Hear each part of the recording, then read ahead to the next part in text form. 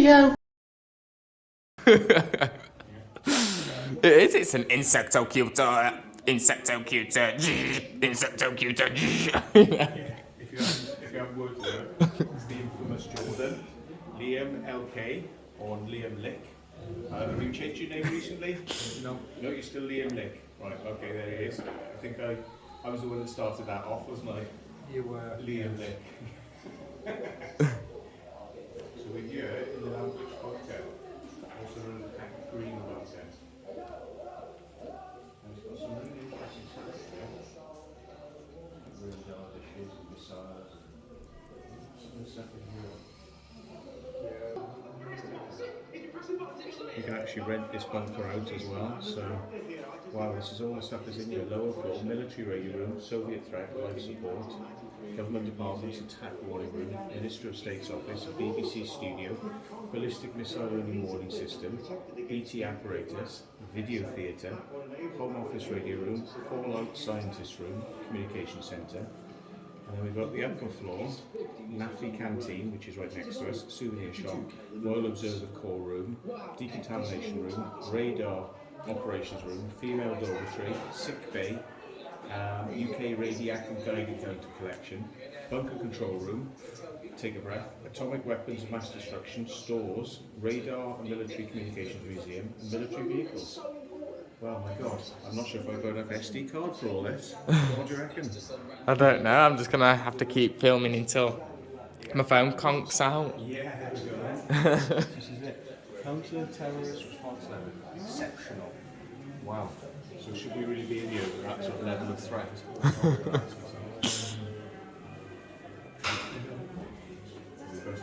to be allowed in. I'm not supposed to show this in the dishes. But we won't do that.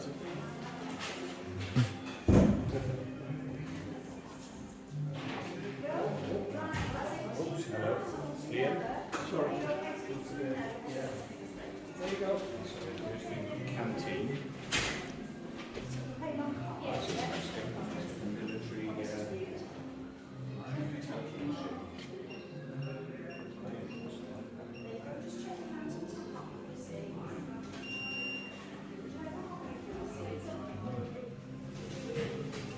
You might be able to pick the phone up on this one. It's like currently out of service. Oh, you actually could dial on this one. It's wired up. But do you think it actually rung, or do you think it just simulated it ringing? No, you could probably ring other people, ring the one next to it perhaps. Lift handset to listen to short history pack radar, so it's just a recording.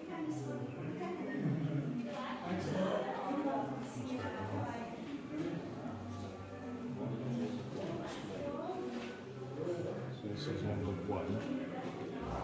Royal Observer Corps display. I enjoy the Corps because there are people from all walks of life here, and there's also an active social life which people can choose to get involved in as well. There is an attendance allowance, but it's purely to cover travel costs. So that's one of those bomb direction indicators we saw before in the other bunker. It's circular, the paper goes on the outside, and it's like that there.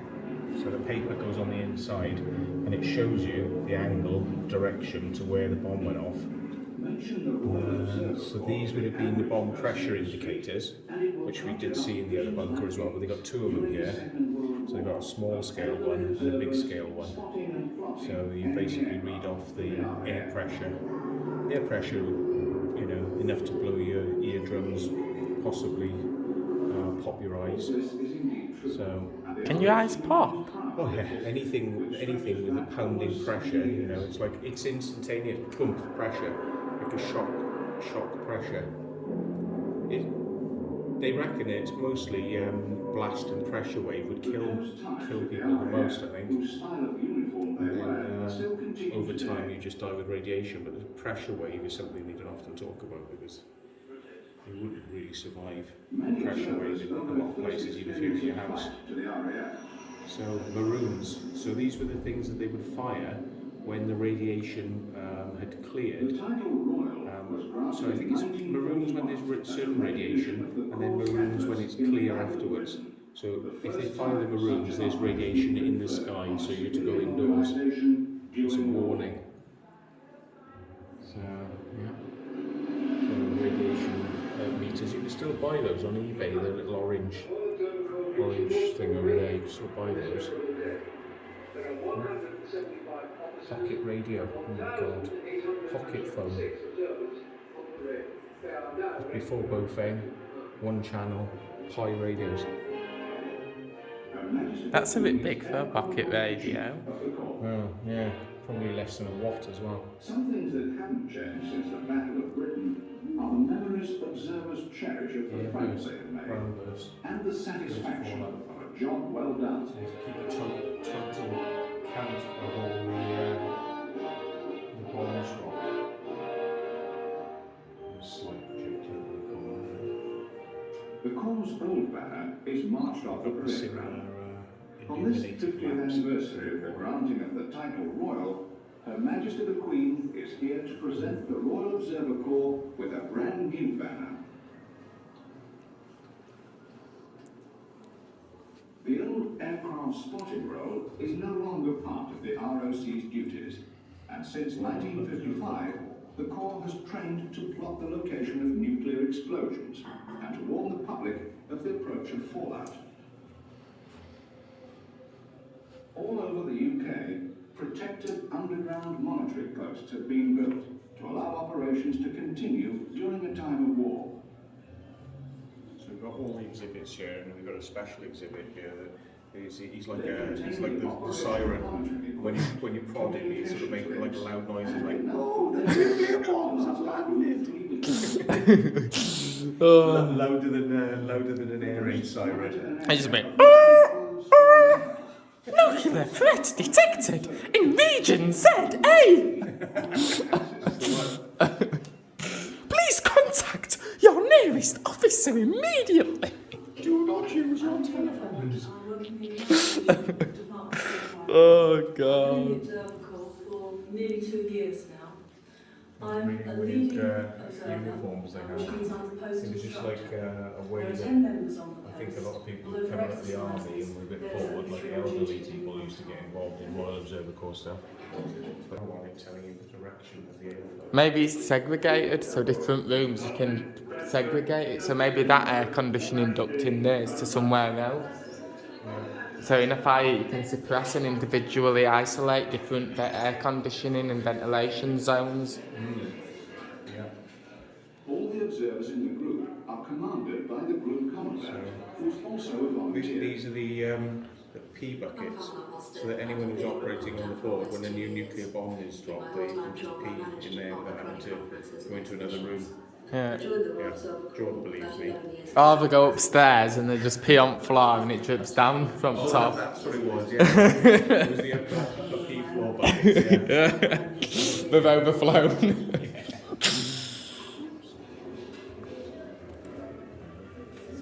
That's alright. Oh, look, we've got a cat. We've got Buddha. Go for a walk. Come on, babe. It's okay. Thank you very much. Do you mind if I put this on YouTube? Look, this cat's got a baby carrier. Wow. Gets to come and see all the best nuclear bunkers, no doubt. Yeah.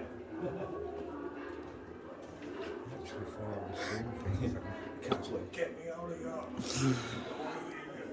Is it actually walking or is it being dragged along? It was walking. It's probably crapping itself because of all the weird noises and stuff, isn't it?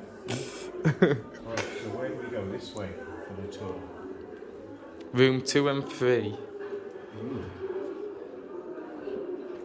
Cat Green. Sorry, Roger. It's in here a few minutes ago. Sorry.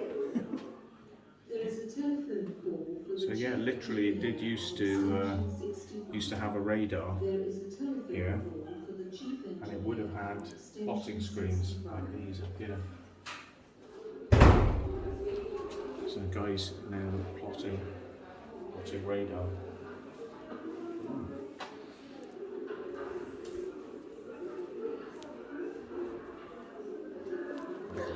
Tell you one thing in common with all these bunkers, they seem to have very, they seem to all have like very like overcomplicated computer systems running the announcements with like very like futuristic like Like, as if, like, the military got better text-to-speech voices than everyone else before the public got them. Have you noticed that? No. Is there a red light flashing on this, by the way? I can't see one. No, it doesn't. I can never be sure if it's actually. Can you hold this a sec? I'm just going to check it. Yeah, thanks. I'm just going to check it because I don't want to get home and then find it hasn't done it. I said 13 minutes. It's got to save the bloody file now, isn't it? Once you touch it, it's going to save it again. Have you felt how heavy this gimbal is? Yeah. Could you imagine, like, climbing up somewhere really difficult to climb with this in your hand? Like scaffolding or something, and you're holding it. I have done it though. Have you? Yeah, many times I've taken that thing. Oh, this thing weighs a ton. You probably get muscles just walking about with that. Yeah. I haven't weighed how much it actually weighs. I haven't put it on I bet it's a scales. few kilos. I think it's probably about 5 kilos. Yeah. It's pretty heavy, but you get used to it. You just swap hands. So you've got quite a few vents above us as we've been here.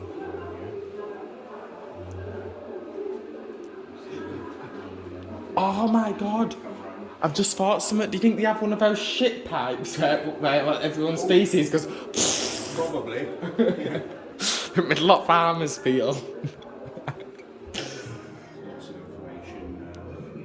1963. Oh my god! I wasn't expecting to see that. As soon as we got to a door, it just lit up and came on.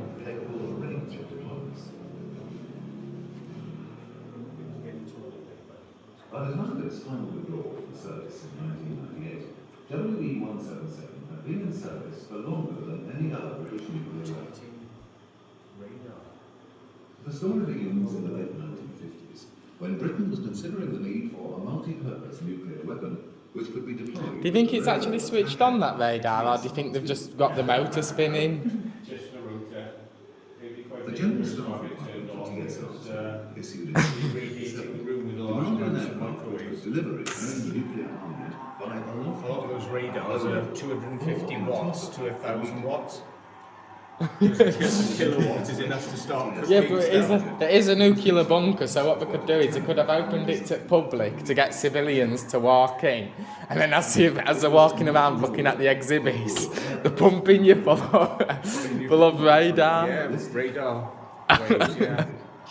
God knows why, but yeah, they could probably tell whether you were pregnant then. They could see it inside you.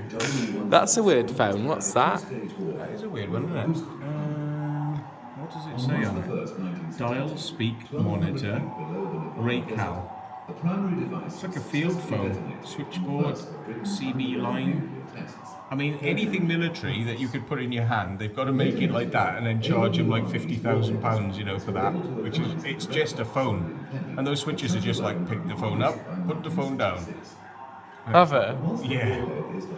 So they've made it look overcomplicated for no reason. Yeah, it's probably just a standard bloody phone at the end of the day. Yeah. Anything military, they've got to make it super heavy and put it in a thing with handles, and then they go, you know, it's like one of those Matsui stereos you used to buy in Currys years ago, and you open the box and there's actually nothing inside it. It's just like an empty box. Yeah, this is actually a radio though. That's actually a proper radio that transmits. So. The weapon also required a parachute retardation system designed in These are conjunction with radios as well, designed so that you can't touch the controls accidentally. Stuff like that would have been in use in tanks and all sorts. Now this looks a bit more interesting. Kossor radio.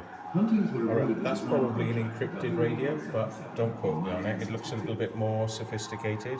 By acting as the interface between See when it says ERR, error, that means it's transmitting a digital signal. So if there's an error, i.e. you haven't got the right codes in there to decrypt, you'll get an error or something like that. But yeah. Yeah, some of these do look like encrypted radios. These are encrypted, I think. Do you think they still work, or do you think they've smashed all the gubbins up and just made the outside box look like it? You can get some of them that do operate, but you need the encryption codes to obviously be able to do anything with it. But yeah, some of this stuff does work. Look at that megahertz and kilohertz there. It's your tuning frequency. Yeah, but surely if you've got like 2 radios, you can just put your own encryption codes in, and then you've just got like your own private network. Yeah, that's right. Well, you technically are not allowed to transmit encrypted signals in the United Kingdom. 3 versions of the weapon. They want you to transmit in the open. Yeah, I think you have a special license to be able to transmit encrypted. And the government needs a way of listening in, so they need to know. Oh yes. Those look a bit like aircraft, like panels, don't they? Like with how they're designed. Yeah, standby selection, war only. Type A. Could be to do with radar actually. Cockpit radar displays up there. So radio transmitter from a Dakota, so that's a transmitter. Don't know what that is up there. Standby modulator. Could just be the transmit panel that goes on the dashboard. Type C was introduced in 1973 and in due course replaced the But they have gimbals as well? Yeah, direction finding. Yeah, that is probably a gimbal. For a camera, or is it for... Yeah, but I don't know if there's a camera on there or a sensor. I'm not sure. trials having been carried It does out. actually say gimbaled end. Can you see it?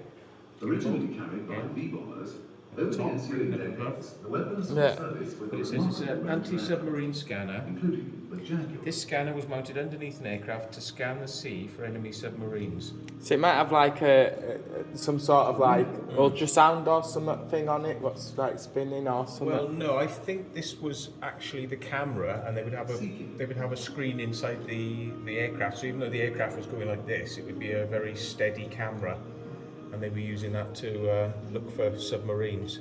Buccaneer. Anti-submarine. The scanner was mounted underneath an enemy aircraft to scan the sea for enemy submarines. Don't know what was in it though. Was it a camera or not? It's like a Lancaster lighting panel. So That looks very bulky for a lighting panel. I know, it's crazy, isn't it? Like I say, I mean, it's just a couple of switches, but they'll put it in a massive box, charging, well over the odds for it. Contemporary footage of these trials show So, how the that's weapons interesting were stuff. deployed operationally and occasionally what happened when things did not go to plan. Ooh, valves. Big valves. Radar valves, yeah.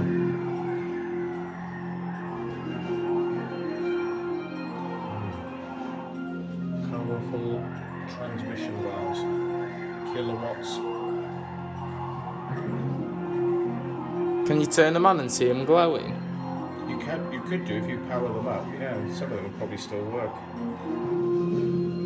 Valve technology is quite resistant to electromagnetic pulse attack as well. Old-fashioned valve technology. Oh look, wow. I think that's been simulated. That's just like something they. Yeah, but what actually is it? What makes that line? Is it like a piece of paper or something with a light on it? It's a light inside there. What, the actual light is moving, or is it like They've set up a spinning thing in there because that wouldn't be working.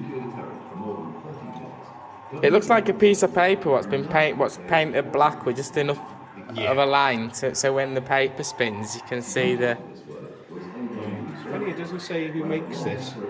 Can it actually be adjusted, or is it... Decker. Oh yes, Decker. No, it probably can't be adjusted. It's just a piece of paper in there that's spinning around. Why do people pull all knobs off and stuff when it's in... Take it home. What are we going to do with knobs if we take them home? Yeah. Oops, sorry.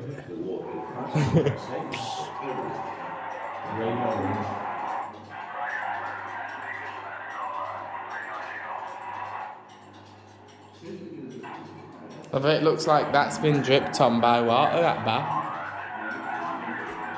Doesn't it? Well, it looks like some of the ceiling is leaked on it. A bit rusty.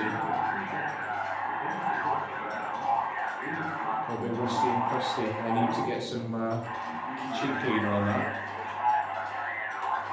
Oh, you can see the staining coming through the roof. Wow. It's a big limestone street that is. Probably don't have the money to do it, do they? You know, 'cause they are a charity run. Well, they might have done it, but they haven't painted over this stuff yet. Yeah, you can see it's been leaking in a little bit. So.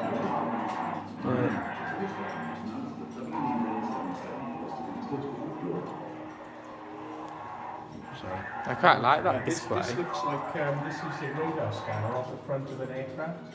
Yeah, aircraft radio transmitter. You know the nose cone in an aircraft? Right? That's what's inside there.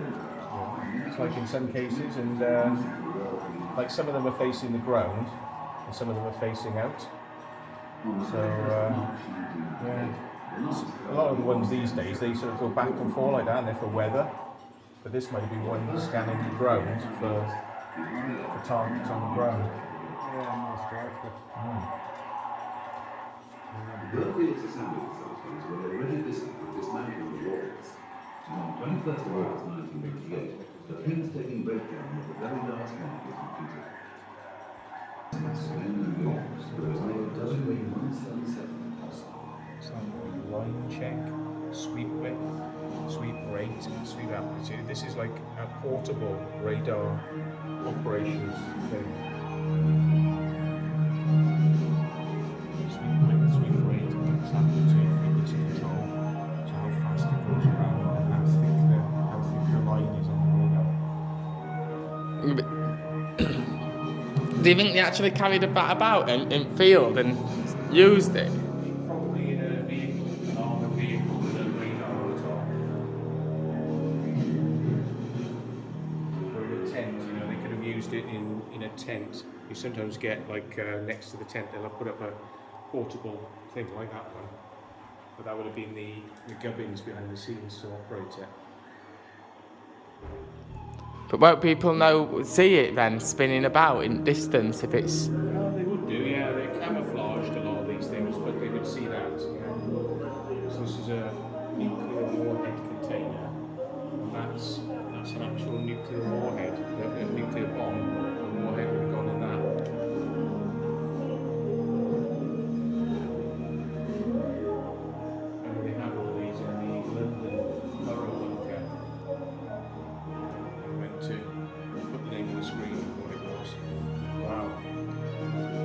Project Chevron, nuclear warhead, multiple warheads, submarine launched into W177.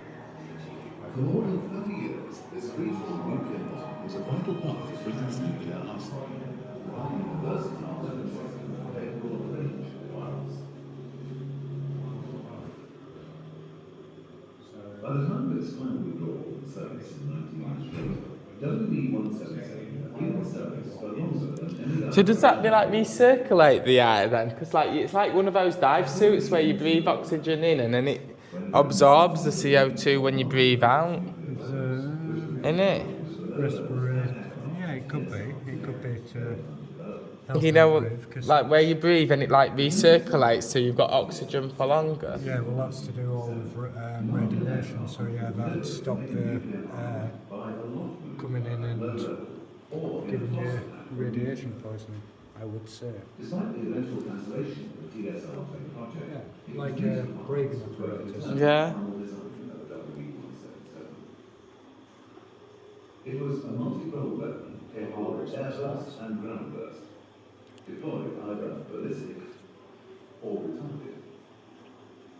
As a naval weapon, incorporating an adept bomb mode. W177 was to have a two-stage warhead with a boosted timer.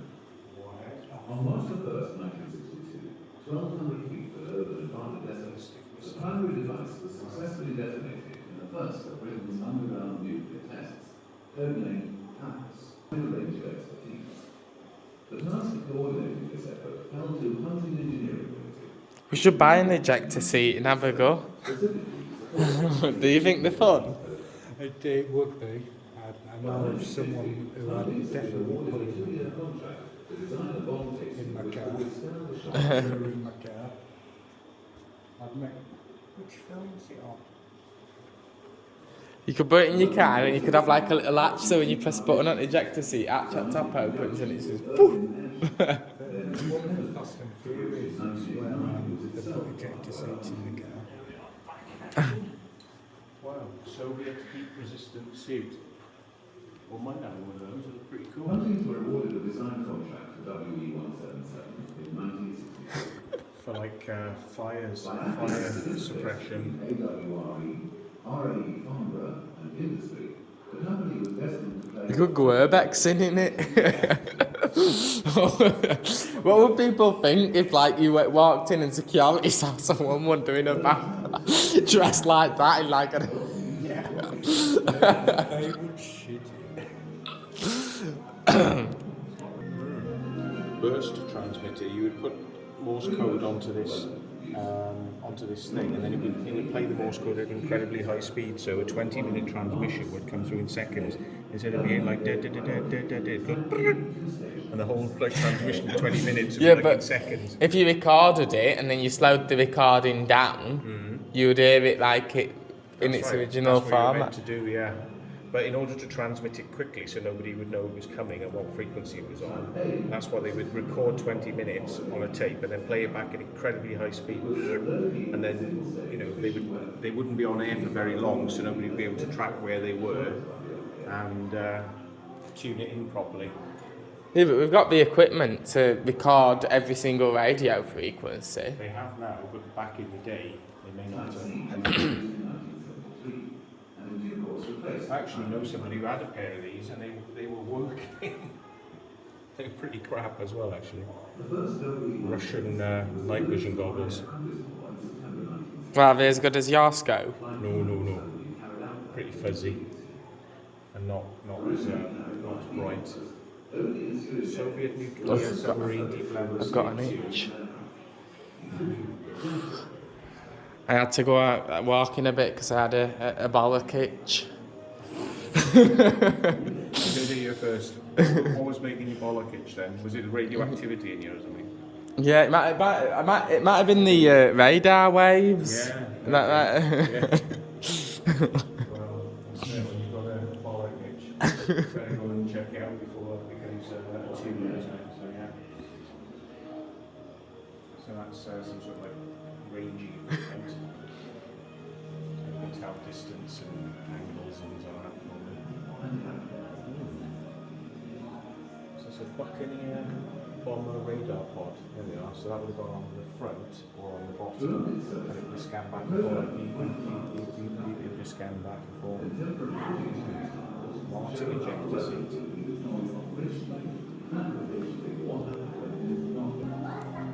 50% YouTube don't like you having kids in the videos, and 50% I just can't stand these.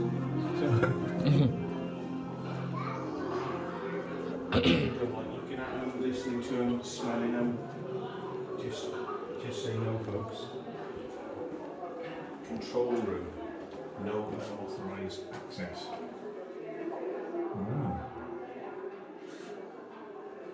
What, are you not allowed to just go in and have a look? Restricted, no public access. No, I think it's probably locked. That literally is the control room for the Yeah, building. it's locked. Yeah. It's all the keys for the building. What, would they just have them all hanging up like that? Well, it would have done because you would have needed to get quick access back in the day if you worked here. Just have all doors unlocked then? Yeah. Quarters number 16 group. United Kingdom Warning Monitoring Station. So, Is that, how would they decontaminate you in this room?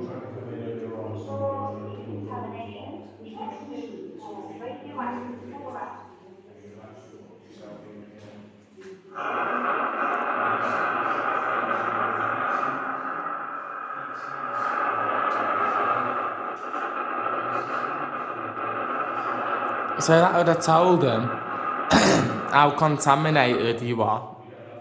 And then they'd have made you have a shower. Can you just wash radiation off?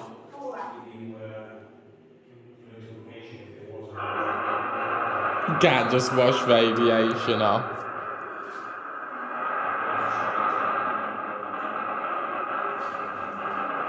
Oh, it's you washing off the dust. You're washing off the dust, you're not right. So you're washing off like radioactive dust. Yes, this is a decontamination room. So you just chuck waste down there, and that counterweight was to help me to lift that heavy metal thing. You probably don't want you messing with it now. It's probably all been screwed down. Lift it up. The counterweight's been screwed. But Yeah, can you hold it up a sec? I'm just going to get my light on. what is it? Just like a bin chute? Probably. It's been blocked. It's been blocked. I can't climb down there. Why would you want to? We could have done, couldn't we? Bit small. People would have been showered off in this room.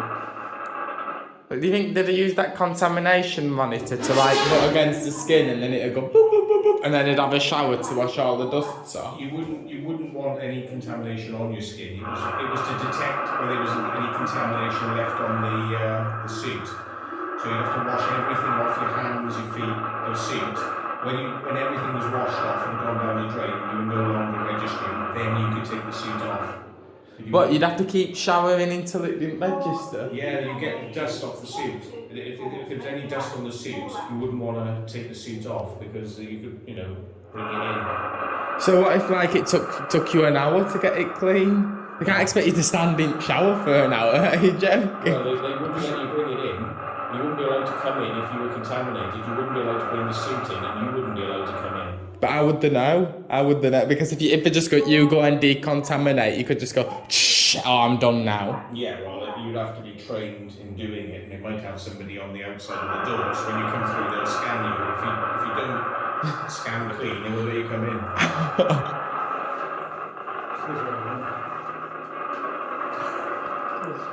Airlock, do not open, but you can open it. Ooh, look, it's 2 doors. For decontamination, And that one's locked.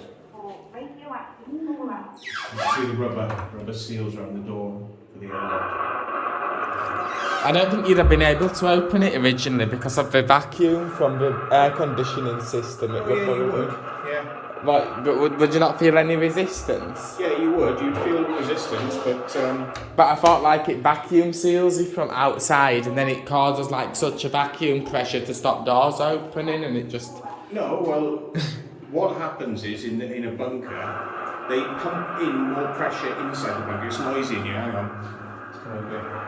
Because they pump in more air into the bunker than it is outside air pressure. It's known as positive pressure system. So what happens then is the air that's clean inside the bunker will leak out through certain doors and outside doors. Yeah. But some doors would be less pressure, so there'd be less pressure in that area, probably. So when you open it, you would feel a bit of pressure, But that's because it's like pressurised inside. Yeah. There's probably pressure that's into that room going out, because then it would be in there would be like a way out for the... So will it always be leaking? Oh, the bunkers couldn't be made to be sealed airtight 100%. But as long as you keep filtering air coming in, which is then clean, and you keep the pressure higher in than outside, all the leaks will be sending that air out. So you'll never get dirty, contaminated air coming in because you're always positive pressure inside. So the danger comes if you have a... So what happens like if the pump fails and then it then it can't maintain the pressure? Like how quickly does the pressure drop if the pump's not maintaining? They would have manual winders in some of these cases, so you have a person who has to wind it until they get the system. They can't expect people to stand there winding it. Oh, they would. They would. They'd expect you to do it. They don't want you to do it properly. Yeah. If you didn't do it, they'd shoot you. Yeah, but you're not allowed to just murder people like cold like that. Yeah, you are. In a wartime situation, if you're not doing what you're told, that's it.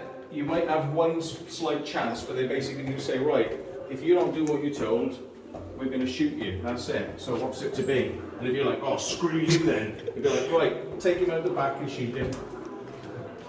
Jordan don't believe this, see? He does not believe that this is what they would do. Yeah, but they take you out, they go take him out back and shoot him just for a show off horse, but then as soon as they go out back, they go, "You alright now, mate? You clearly don't want to be here, you can go home to your family." Well, what they'd probably do is they'd shoot you in the bunker, put a radiation suit on and throw your body outside. And that's how it would be dealt with, because they wouldn't want to waste the time getting out to do it outside. They'd probably just probably get you out with no suit on. They'd have a suit on and take you out with no suit on.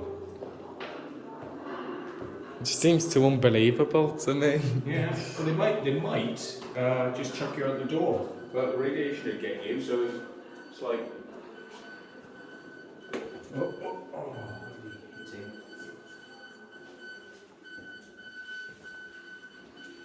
It's more radar equipment again, isn't it? And switchboards as well.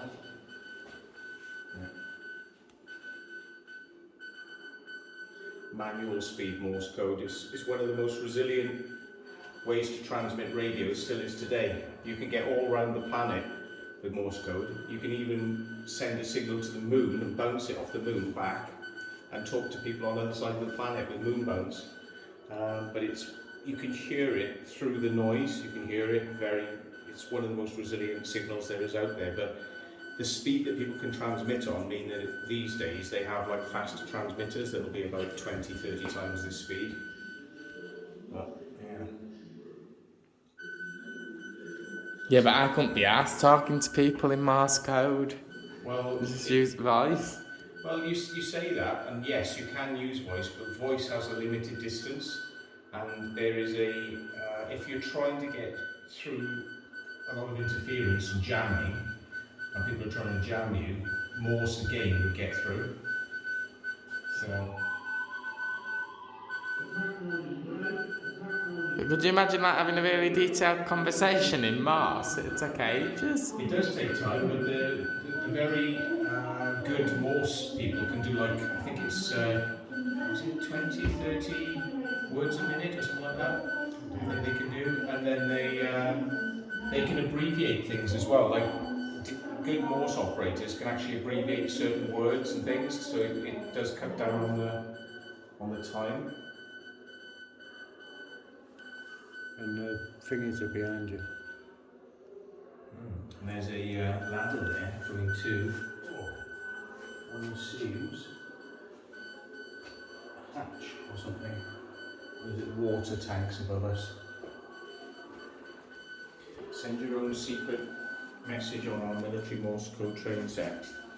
The thing is, why does it say secret? Because Morse code isn't secret. When it says secret, it implies that it's encrypted. Yeah, well. Yeah, well, you'd have to encode the message, and then you have to decode the message. Yeah. Okay, how do you even use this? this? It off because of coronavirus, so that people don't operate it and get their fingers on it.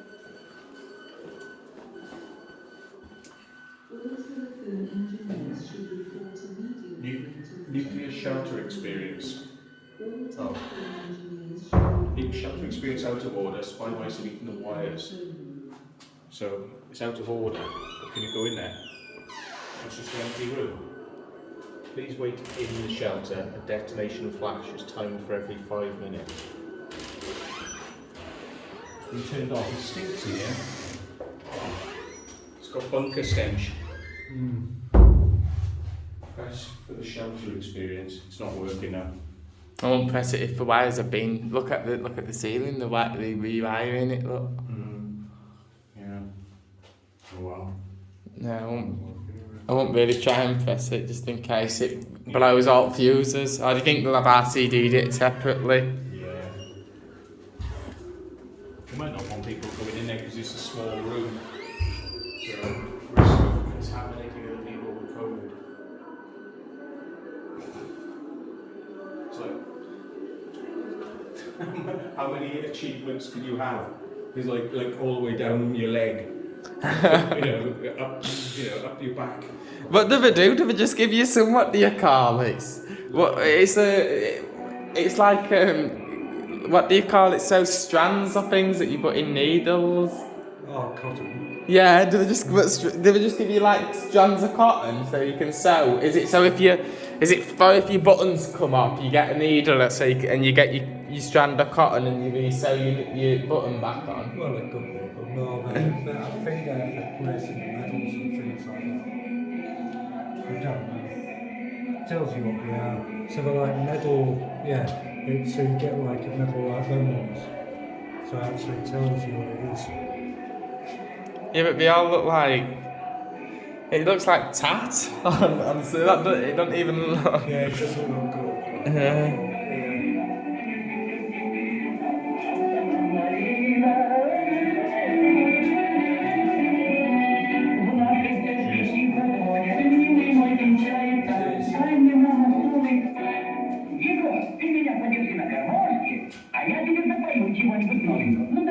That's coming handy.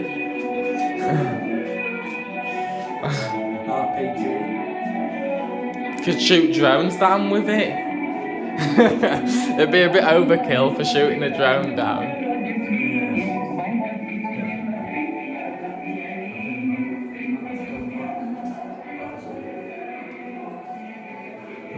What do you think it'd even do if you tried to shoot a drone down with it? Because drones are that light. Would it even detonate when it impacted with a drone, or would it just hit it and it'd just detonate further up? It'd hit it, probably smash it, and then whatever target it hit, it would detonate. So drone sounds, yeah, like you said, the best of things. Radio receivers. Oh, thank you for coming in and doing that. I had to get rid of that bunker stench somehow.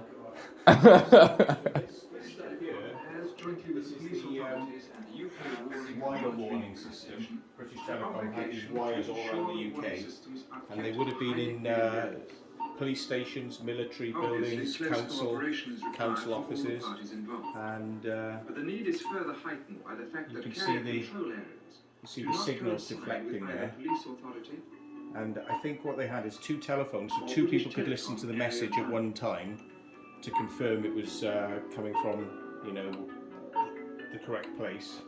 And they always have two, they call paths, so they've got the X path and the Y path. So basically, if the signal coming from one area was broken, it would be replaced by a signal from another wire. So if like one telegraph went down, it'd still have a redundant telegraph coming from a different direction. So there's X path and Y path. If you pick up both phones at the same time, the signal should match, so that it removes the possibility of somebody hacking into your wire, because they'd only hack into one wire. They probably wouldn't hack into both wires.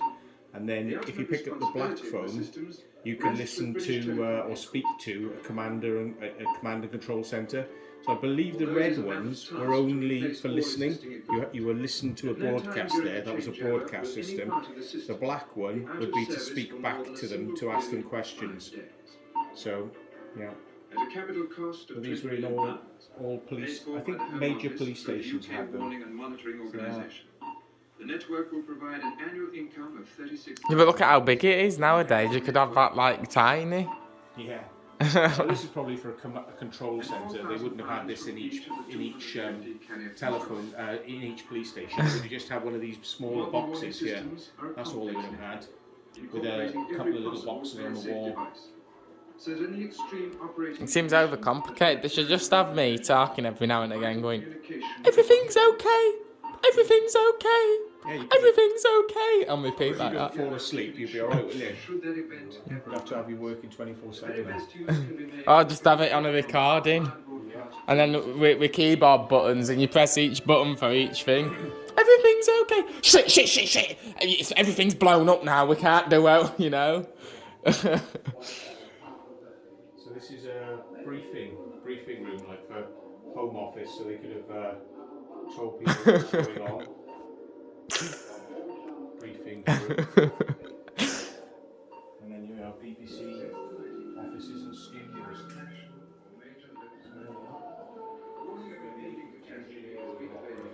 Communication networks provided and maintained to a high degree of readiness.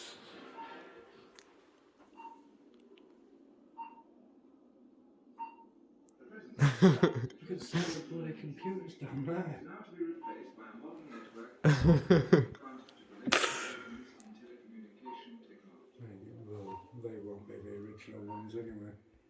They'll just be theirs for sure. Yeah, but do you think they find it funny? Like the people who are working down here. Well, I wouldn't be able to stop laughing if I were working down here. It looks so like bemused that people are walking in rooms like, oh, you know. And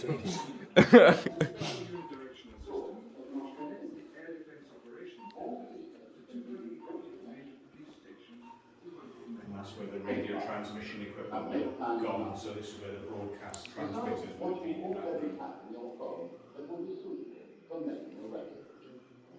Decide what you may need to bring into the house. Bricks, sand, etc. Sustain. Decide where to store all these materials so that you will know exactly where they are when you need them. You can use these materials like this for thickening the floor above your fallout room, for building your inner refuge, for blotted windows, doors, walls, or panels, for thickening outside walls. All these materials can save your life. Start sorting them out now.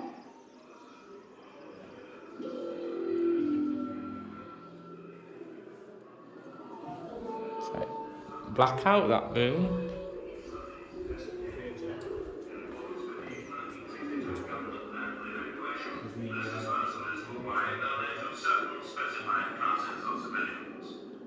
SMO 900 tomorrow will receive a total quota of 60,000 evacuees in private priority class.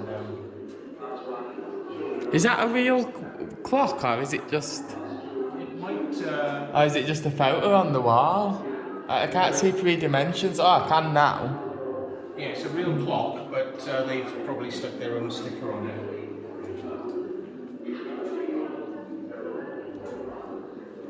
Communication centre.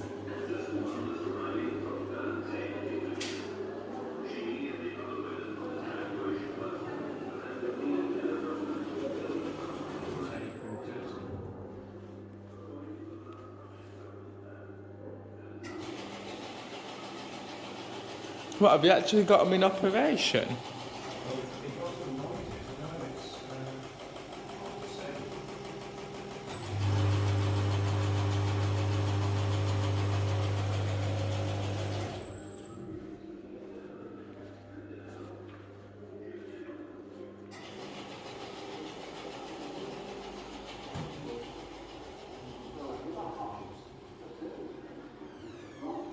Portable satellite dish.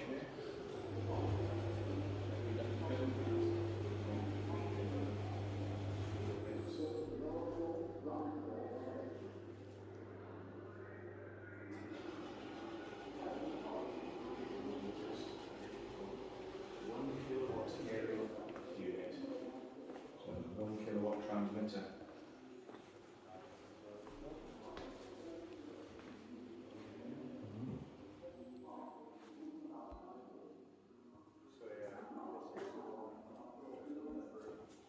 See the big filters and fans there to keep the equipment, because a kilowatt would get very hot.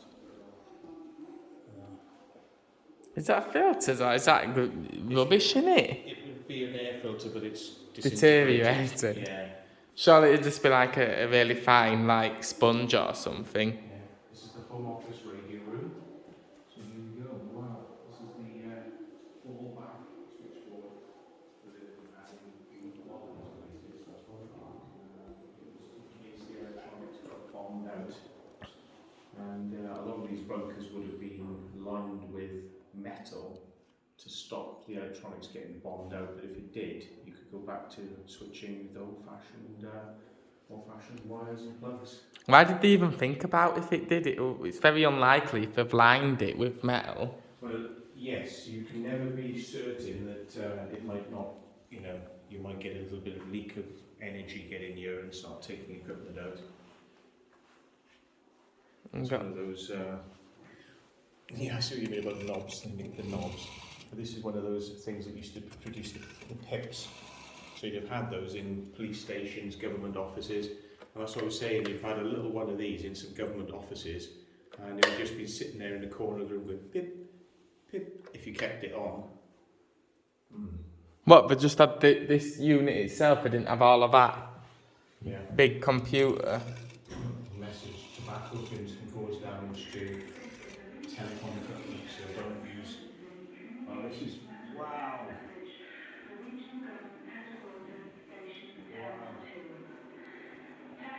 Goodness gracious me, I wasn't expecting that. Those are my telephone exchange things, and I'm saying I've actually been trained to use those.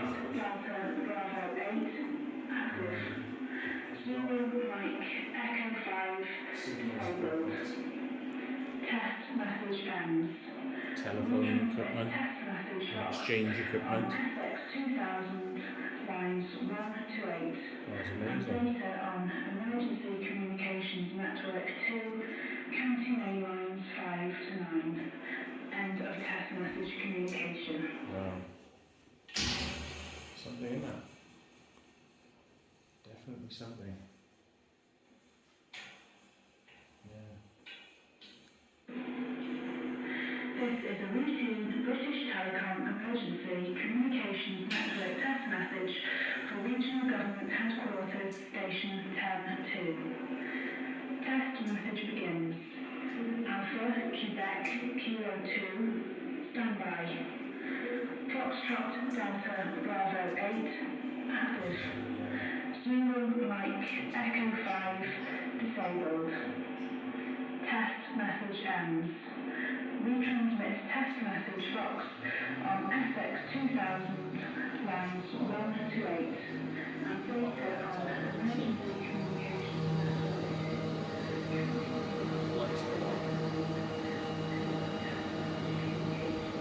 What, do we actually have them running, or is it just the LEDs light up and the fans turn on? Well, they turn on and the LEDs come on, so I don't know if it's, it only happens when you come in this room.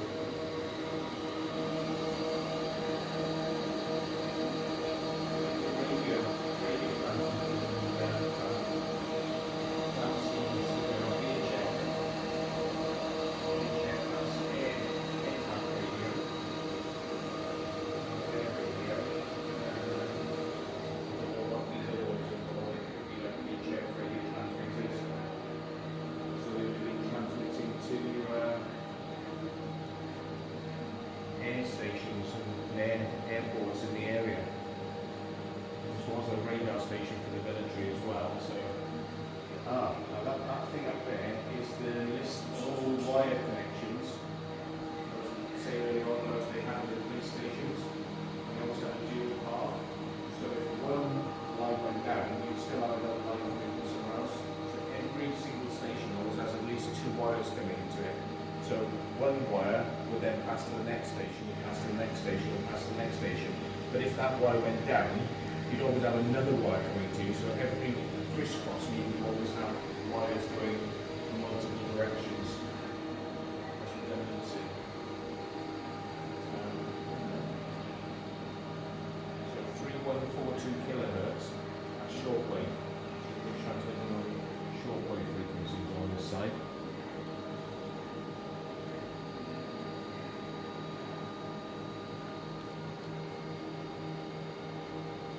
I think it's giving the frequencies here. It's saying transmit on 4384 megahertz, receive on 4092, transmit on 8764, and receive on 8240. You're going up quite high then, transmit on 13 megahertz, and receive on 12299.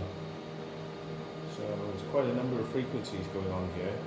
It's probably in case certain frequencies got jammed out, they can go to a different frequency, but everything working from 17 megs, 19 megs, 22 megs, 10 megs, 19 megs. So, yeah, covering all their bases.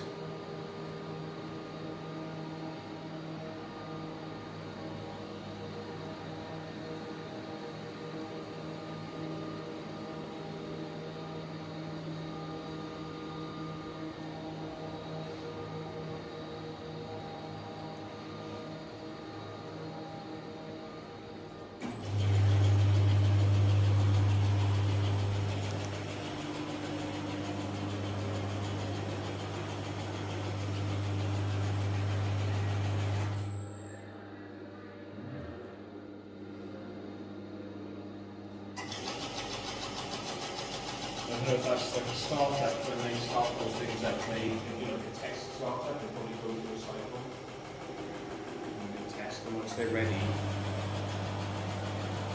I think it's going through each one. I think it's going through each one, and then they, like that one there now, if it's got any power, it'll start up. Maybe they're doing it, making them keep run so they don't get seized. Could be. Yeah.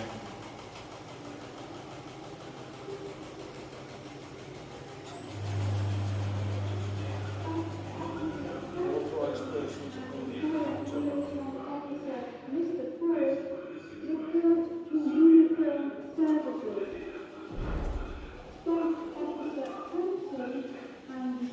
you've been mostly down one side of the game,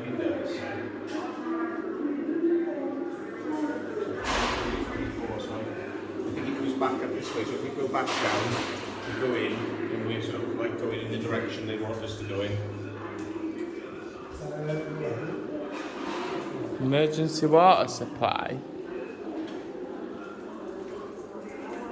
Well, look, Runcorn County Emergency, Main Emergency Centre, County Standby Emergency Centre, Sub-Headquarters. It's telling you where all the actual little bunkers are, like Royal Observer Group Headquarters, Wrexham.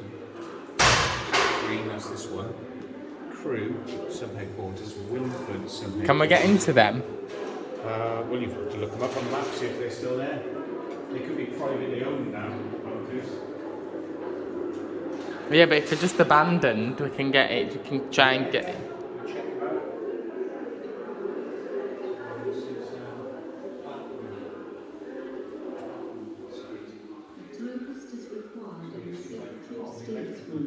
plant equipment is on one side of the bunker. A lot of the control equipment is on the other side of the bunker. Why do we need these big over-the-top desks just for like environmental control and stuff? Well, I suppose from one position you can monitor all things. So one person could sit here and see everything going on rather than having to keep walking around the bunker looking at dials all the time. But all of that looks modern. That there looks modern to me. Might be fairly modern, but you're talking about 1980s, it might have been fitted. What, that big stainless steel? Yeah, it was probably used up into the 80s, this place, I would imagine.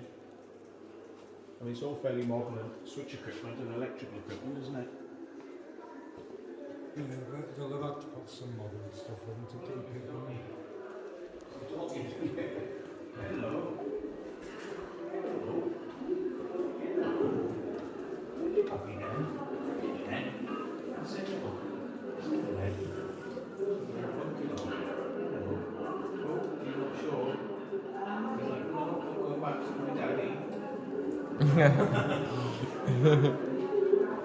Check this out, not totally check this out. Where's your daddy's on there? There it's gone.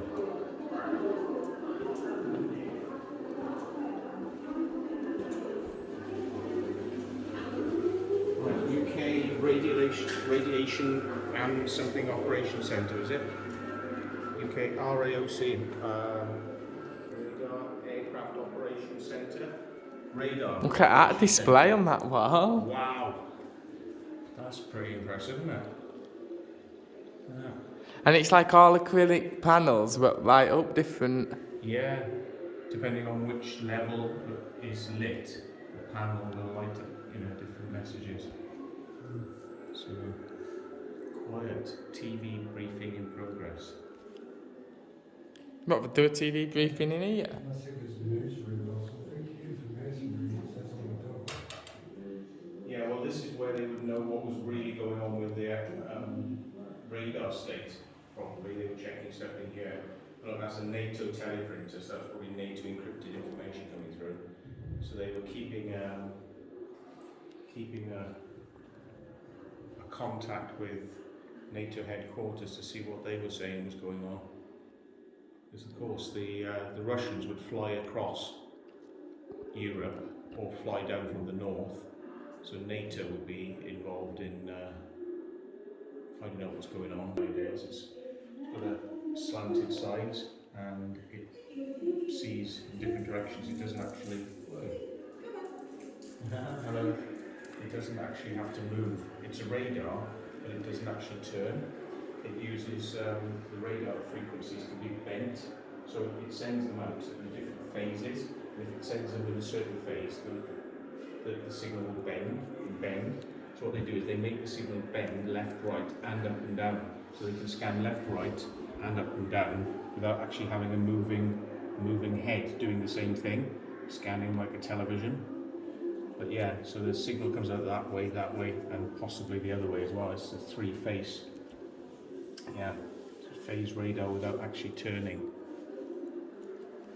That's what they're talking about with this 5G.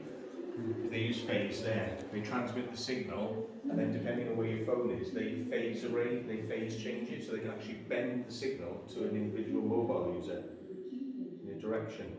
So That's probably why 5G's crap at the minute. yeah, 5G is shit. Yeah. Failed system really. Nobody wants to have a transmitter on the side of their house constantly transmitting out microwave frequencies.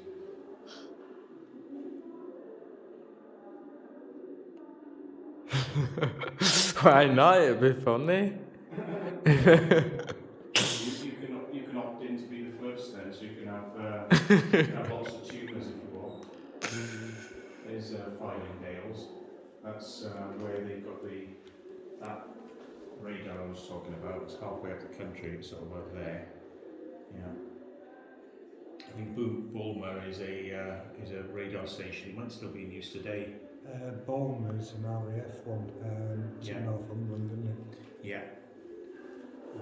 Coningsby is where they have the latest types of aircraft. What are they called now? The Eurofighter comes out of Coningsby. So that's the rapid reaction to look for any aircraft that come into the airspace that they can't identify, which could be Russian bombers, it could be fighter aircraft, and it could be aircraft that have lost their transponder, so they can't tell who they are. That's where they'll scramble from Coningsby. I think they're 10-minute flight time from London to get to anywhere. Interesting equipment. What is it there? What is it? It's just lots of flashing lights. Recal, Milgo.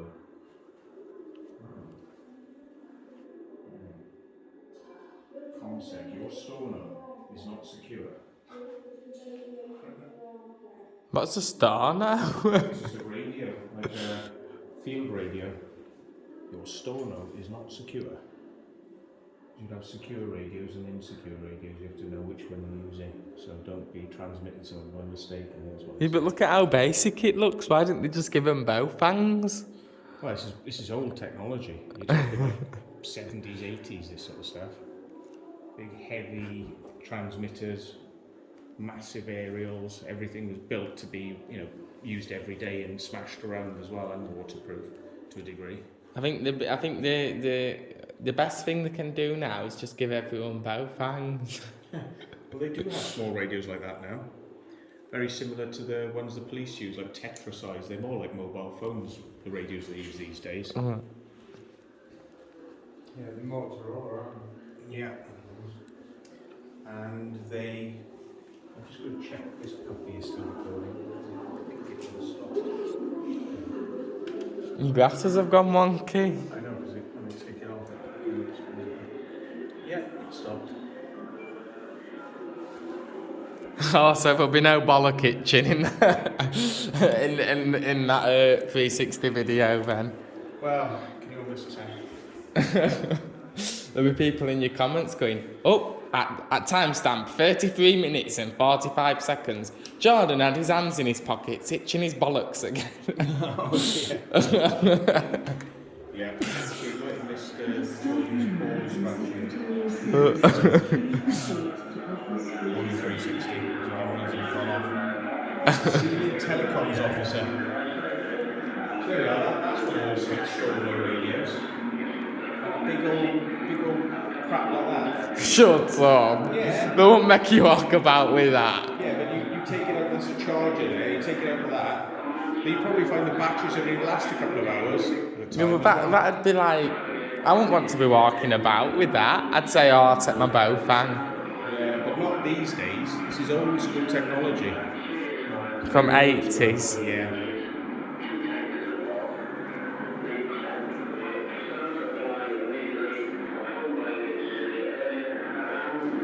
Communications officers.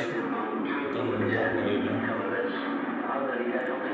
North Yorkshire Fire and Rescue Service. So it would be the liaison between the police, fire services, military, and everything else council.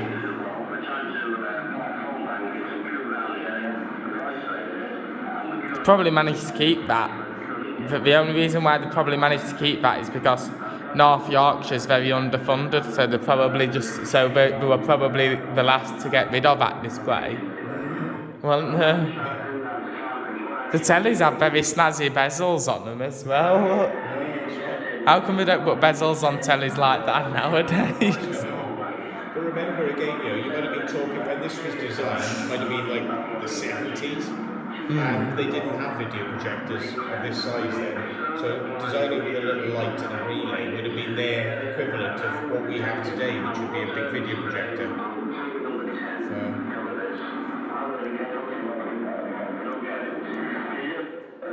I just can't believe the TV bezels look that snazzy on them.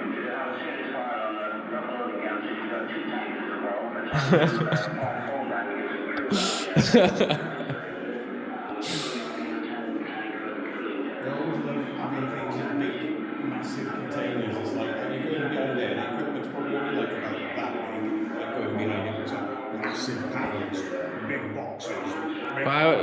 Why do you think it's literally just like a little circuit board behind it? Look? Probably not that big, yeah. But they do love to sort of stick things in big rack cabinets. There's a fetish they used to have with government.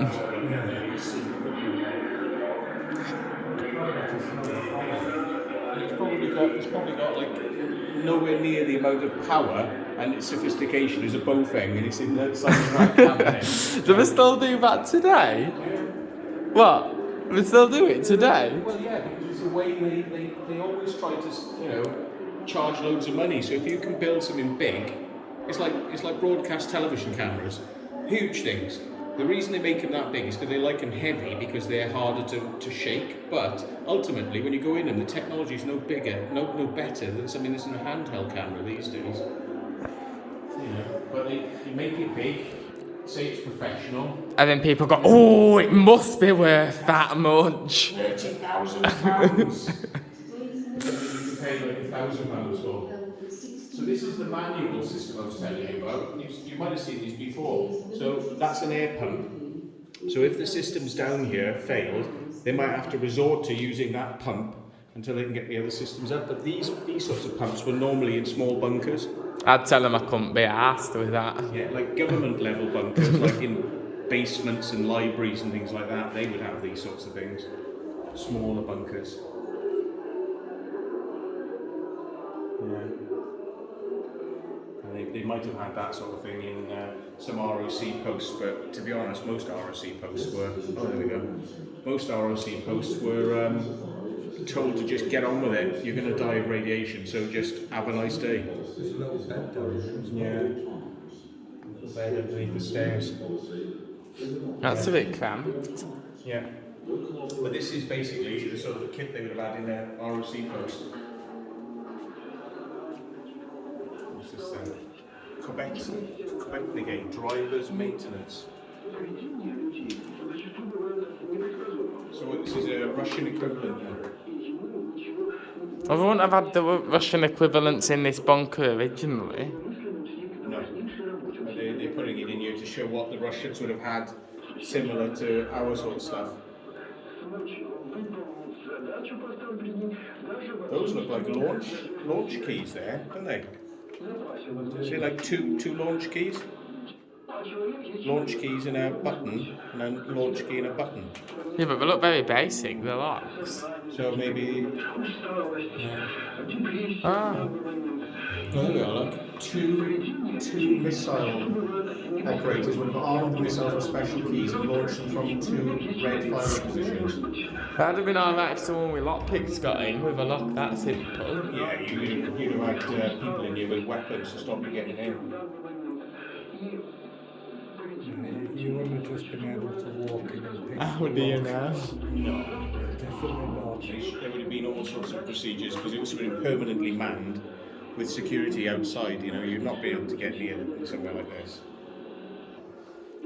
Yeah, but even with our URBEX expertise, You'd have to have passes. You'd have to be wearing the right clothing. And the thing is, as well, they would know you, so they would know who's meant to be here and who's not meant to be here. So if somebody turns up they've not seen before, they're going to be very suspicious. yes, if they go, who are you? And you go, I'm Jordan, I'm B-Face Computing, and they'll go, oh, and they'll get so embarrassed by not knowing who I am when I say it so confidently. They'll go, oh yeah, you must be. Come on in, and they'll open the door for me and let me in. Yeah, he's got the magic, You know? ideas here for getting into nuclear launch sites, folks. Just follow those instructions and you'll be fine. You won't end up in jail. One shot. Yeah. Especially in time of war. I mean, like anyone who's coming round, they don't know. They're not gonna let you come in. They're gonna make you wait. Wait for what? Wait for what? Well, they're going to wait until they can confirm who you are. So they put you in a room, lock you in, take everything you've got off you, and then. And what if I find out that you're not meant to be there and you are talking shit? Yeah. Now what do they do? Down this way. No.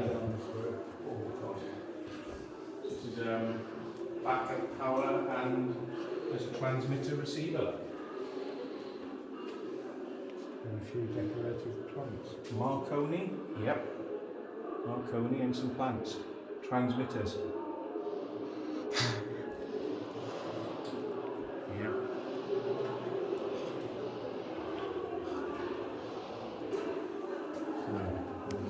Female dormitory.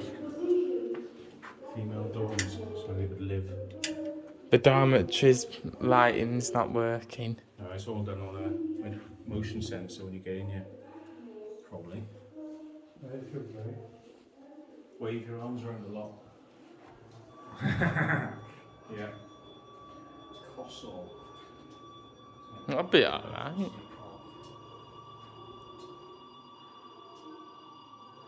Yeah, real servo rack. So this is the power system for a radar, rotary radar. Those beds don't look that comfy. Look at them. No. What sort of bedding is that? No. Oh my god, have you felt it? The mattress? It's like sawdust. They weren't built for comfort, they were built for just ease, weren't they? Just so you could put your head down to them. I'd spend a bit more money and get a comfortable one. Get a Memory foam. holiday in. That's terrible. They can't expect you to sleep on sawdust.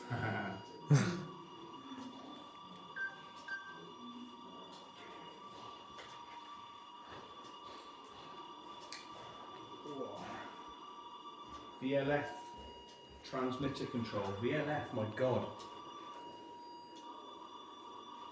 Yeah, VLF would have had antennas hundreds of miles long. Hello. Hundreds of miles long. Yeah, to be able to. You're alright, you come through. I'm pointing at this thing. I've been going around closing everything. So Oh, is it time? What's your last? Yes, we're nearly finished now. I've got more to do. Yeah, no, we're nearly finished. I've done room 2, so this is along here, but the lights are still on down here anyway. So. Okie doke. No problem, thanks. Yeah, VLF transmitters. VLF is such a low frequency. It's lower than all radio frequencies you'll have encountered before, and it can actually go through the sea. So it can be picked up on submarines. It's the only radio frequency that can go through the water and actually be picked up by submarines. But you've got to transmit Morse because it can't handle speech because it's such a low frequency. It can't handle voice. So why don't you frequency. modify your bow fan to do it? Because you need a 100-mile antenna. Yeah. That would be expensive. Yeah, just a bit. It's a bit expensive, and you know, there's not many people you'd be transmitting to because they need a massive receiver area as well. Yeah.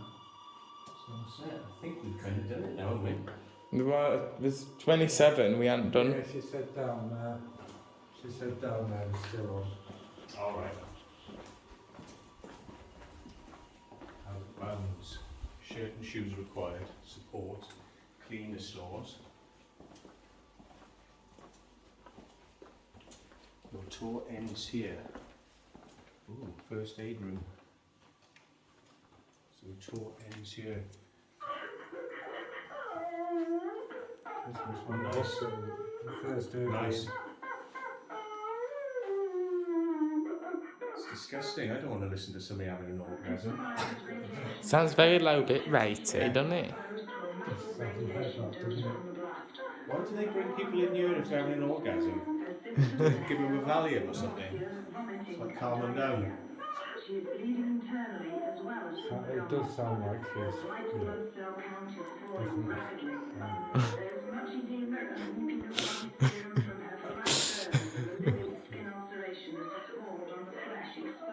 Yeah. I am a medical officer. I have got.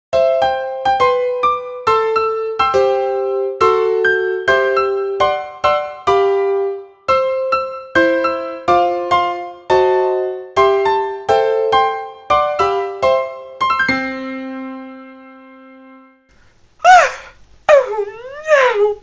The video has come to an end!